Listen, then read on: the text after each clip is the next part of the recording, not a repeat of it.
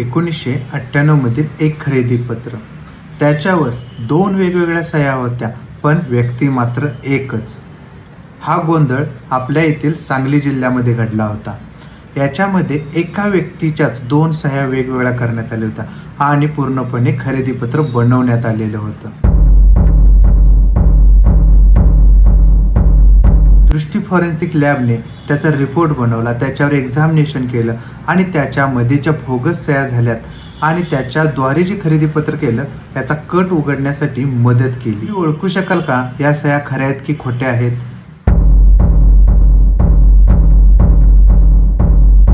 तर उद्या आम्ही येतोय पूर्णपणे केस स्टडी घेऊन आमच्या यूट्यूब चॅनलवर, म्हणजे दृष्टी फॉरेन्सिकवर. जर उद्याचा भाग पाहायला विसरू नका आणि कमेंटमध्ये मला नक्की सांगा तुम्हाला या व्हिडिओबद्दल काय वाटतं.